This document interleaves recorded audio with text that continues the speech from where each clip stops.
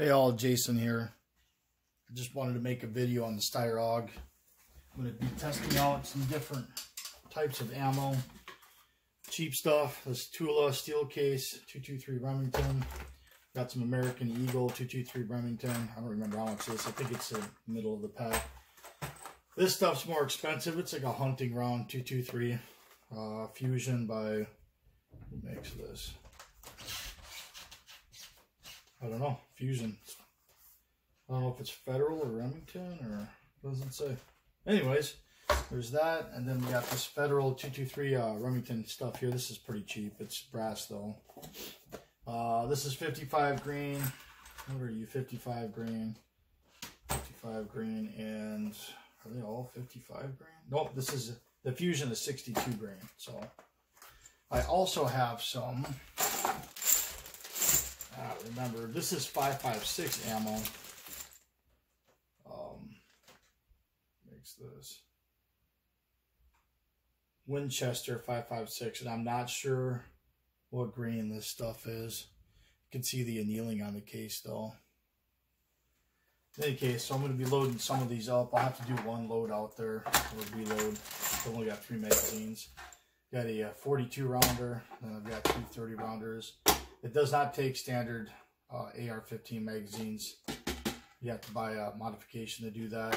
These are the actual Steyr AUG magazines, proprietary. Let's load the 45 rounder up first. Let's do 10 a piece. Should work.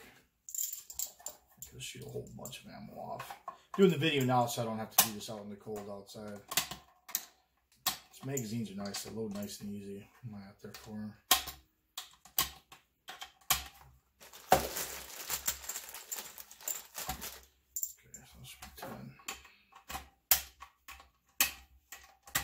There's 10 of the 5.56. Let's do 10 of these American Eagles.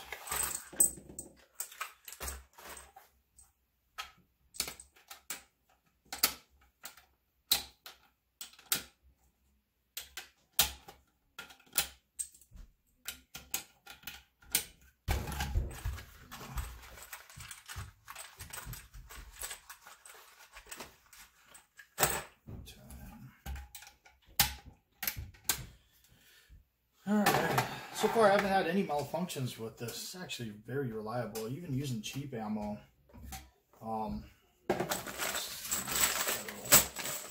But I gotta take it out and test it out and see what it's like on camera so you guys can see. I know 10 rounds per brand or weight of ammo. 55, I guess I only got one other weight, 62. I'm not sure what the 5.56 is, but should show you the reliability a little bit.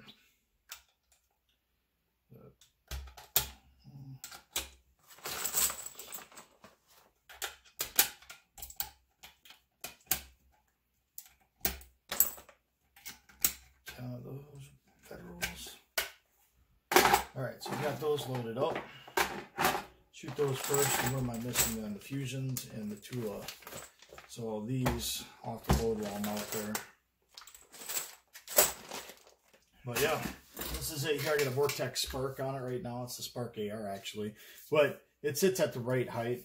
So when you set your cheek down, you're looking directly through the optic. No problems there. It's got the 16-inch barrel on it, but obviously it's a bullpup, so the barrel doesn't come out that far, and your receiver is actually back here, which makes the trigger, because there's a linkage that goes back to the hammer. The trigger's not the greatest, but it's not bad either. It's better than I thought it was going to be. I'll show you actually. But there's no take up at all. It's just solid, and then you just pull a little bit. Oh, I guess there is a little bit more like creep, and then that's it. Nice clean break. Not bad. I would not call it bad at all. I put tape. See this electrical tape right here. If you have a beard like I do, beard hair gets stuck in this little plate over here. Actually covers up, because you can switch it from ejecting out the right side to the left side, but you got to buy a different bolt carrier piece for this. But I just put tape over it so it wouldn't pull on my beard hair. On this side, I put a little piece of tape here. It's electrical tape here. Actually, I seen a guy named Mac, Military Arms Channel, and he was shooting a Steyr AUG, and I seen him do this. You can see the little marks there. So those marks are in the tape instead of the plastic. So that was actually a good idea. Otherwise, the plastic gets all tore up down there. You got a little Picatinny rail here where you can mount a flashlight. And this is the AUG. It's the A3. So you have the Picatinny rail on the top, but you can actually remove this Picatinny rail and you can get the donut of death, I guess they call it. It's the optic that goes on. I think it's only 1.5 times optic, but you can get that put on here instead of this Picatinny rail. I wouldn't even want that optic though. I think some people like them. I think they're made by Hensel, which makes good stuff, but I prefer the Picatinny rail, and you can put a scope on here or whatever optic you like. I actually prefer the Spark Air on here. I did have a US Optics, what was it? It was a, I don't remember if it was a 1:6 or 1:4 on it for a little while, but I took that off and I just got the red dot on here. It works fine. Other than that, that's how you charge it. You can kind of fold it up here, stick your mag in, drop it, that'll load it for you. This guy here, this folds up. This is, I'm not even sure if I'm on film here, hopefully. But you can just pull it out a little bit, down. There you go. That's somewhere to put your hand. But if you want to take this barrel out, all you gotta do is flip this button. There's like a little button here. Just push it down. And, whoop, I'm doing it right. Oh, I gotta lock it open first. Been a little while. All right, you lock it open first, and then you push down this button, and you just turn it and pull the barrel right out. Then you can check it, you can clean it. Makes this gun actually really easy to clean, which is nice. I hear that you can buy other barrels for it. You can even sell like a 9mm barrel for it. And you can buy a conversion kit for down here. You buy the bolt and everything, but then you can shoot 9mm out of this guy. It's interesting. You do have gas settings here. I don't really play around with it too much. But I guess you can buy a can, but you have to buy an adapter to put on here for a can. I don't remember how it goes, but apparently in order to get this thing to shoot suppressed, there's a couple of things you have to do to it. And somebody sells, and I don't remember what companies, they sell an adapter that you put over this, and then you can shoot it suppressed. But I haven't tried to do that myself. I don't even have a can. I'd love to, but they're expensive, and I don't want to wait 9 to 12 months to get one.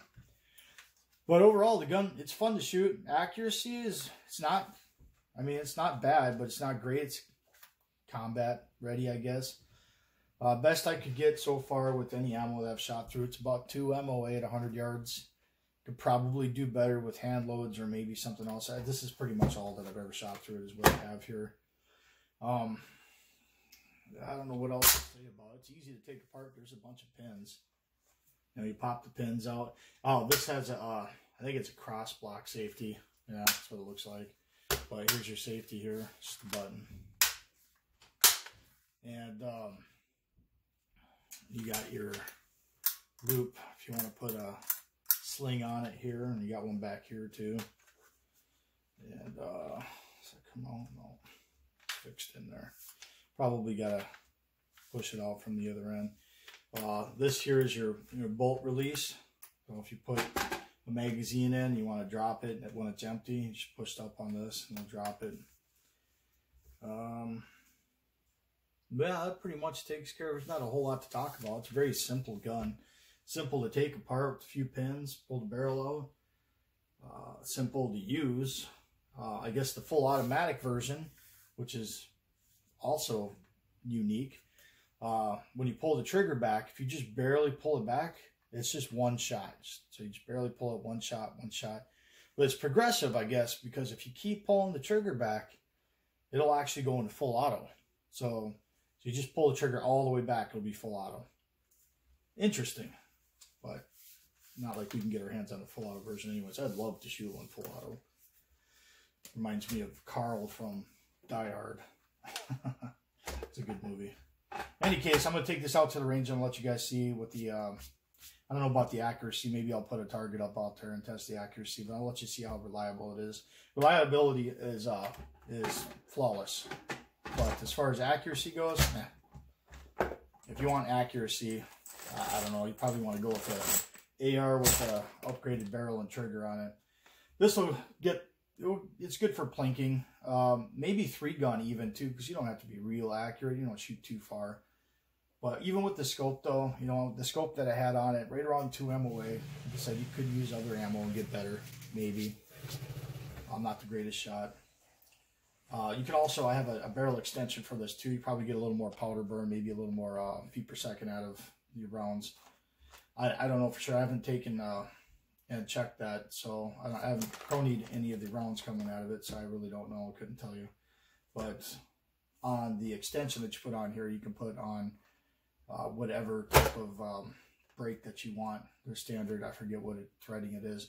This is an oddball left-hand thread that's on here though. So if you buy a brake for this, it has to be something made for that, or you have to buy an adapter maybe to use that brake. But this one's fine. It's like the tulip, I think they call it brake. It's like a flash hider brake.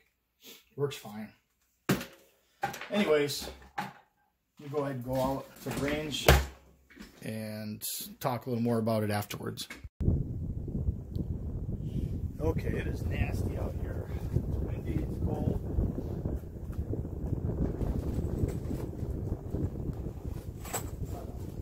Pistol out and a bunch of ammo, but I think I'm just gonna do what I said I was gonna do. I'm gonna head back.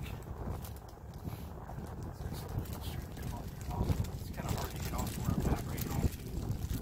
Gonna have four-wheel drive.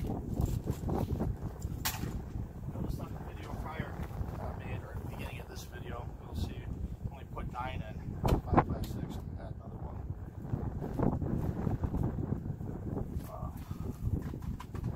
Start with the 5.56.